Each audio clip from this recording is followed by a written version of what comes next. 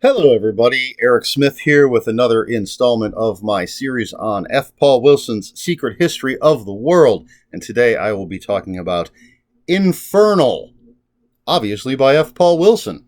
This is the 9th Repairman Jack novel. It is from Tor, at least this edition of it is.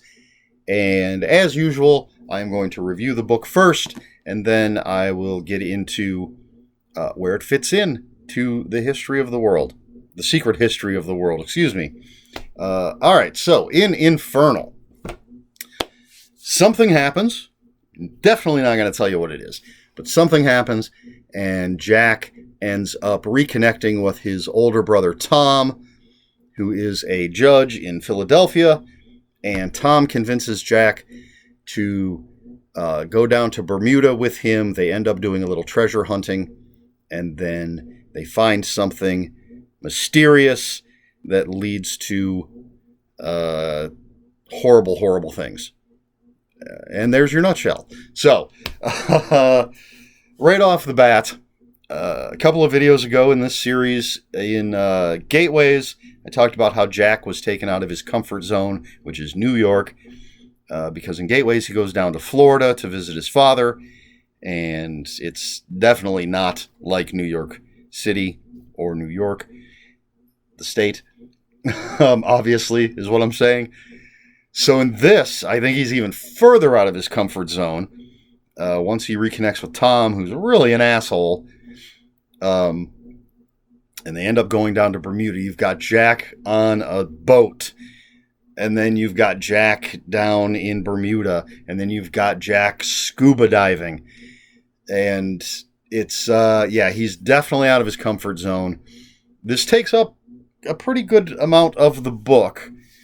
And, of course, F. Paul Wilson's writing is fantastic as ever. His characters are fantastic as ever. Love Jack, love Gia and Vicky, and he writes Tom well. He's very clearly an asshole with lots of problems. He's a bad dude. So the writing is great. The characters are great, but I wasn't. The writing was compelling. I never at any point was bored, but I wasn't like super thrilled with this part of the book when they're down in Bermuda and they're doing their thing. It's interesting, and it's absolutely interesting to see Jack as a fish out of water. No, well, pun partly intended, but it might have been a little too different from what we're used to from Jack. I don't know if that makes sense. I'm not even sure that's exactly the reason that this part didn't thrill me. As I'm reading it, and I'm thinking, okay, this is 4 stars at best. But then once Jack and Tom get back to New York and things really kick into gear, and holy moly, pardon my language, it kicks into gear. The story becomes such a gut punch. The things, I'm not going to tell you what happens, obviously, but the things that do happen, there are twists and turns, and I will tell you that at one point there is a countdown clock, and it ratchets up the tension so much. And immediately, I'm just 5 out of 5. Before I got to the end of the book, I'm like, this is definitely 5 out of 5. The first part might have been a 4, 3.5 to 4, but now it's absolutely a 5. Jack is dealing with the fallout from certain other events. He is dealing with the consequences of what happened in Bermuda. And again, I can't tell. I'm not going to. I could just spoil the whole thing, but I'm not gonna. So I'm not going to tell you what's going on. But the pace is relentless. We've got every chapter, we've got that countdown clock, and I have no idea what's going to happen, how things are going to be resolved. And F. Paul Wilson has shown that he's not afraid to break our hearts, to crush our spirit, which makes this countdown clock that much more horrifying, because F. Paul Wilson will do whatever he wants to do to the characters you know and love. So I guess that's the review part of this. Fantastic. Well written as always. Great characters as always. Just, man, I had to take a breather after I finished reading this book. Absolutely fantastic. Highly recommended. So, now, we're going to get into where this all fits in to the secret history of the world. And I'm going to try to avoid spoilers. I'm definitely not going to get into any major plot points or anything, but I will mention a few things that tie into some other things. So if you haven't read those, you might consider them spoilers. I don't know. So, first of all, we're going to go to my handy dandy signals, which has a list of everything in the secret history of the world. So let's see. Infernal takes place in December of year 0 minus 2. So we are...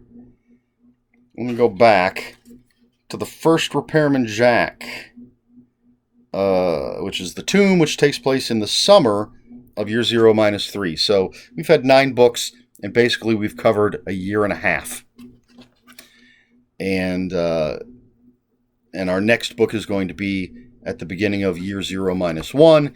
If there's anybody watching this who doesn't know, year 0 is when the world as we know it ends. Everything on this list goes backwards from there. So at year 0 minus 2, which is just ending, then we get to year 0 minus 1 coming up. And when does that take? There's about a year and a half left to the world as we know it. Anyway, so that's where it takes place. Let's see. Gateways, which was 2 books ago, was in September. Crisscross, which is the last one that I read for the series, was November. Now we're December. And the ties to the secret history, to everything else, aren't... They're there. They're not as strong as in some of the other books. We do get a female character with a dog, which this makes the 4th or 5th one. These different women, in this case it's a teenage girl, so these different females keep showing up to Jack. They always have a dog. They're always somehow connected. They're giving him warnings, or they're trying to help him. Perhaps they're trying to hinder him, but somehow, and they always say, "I'm your mother." So we have another one of those, very little tiny bit of it. And is this a spoiler? Let me know. They don't even appear to Jack. They actually appear to his brother Tom.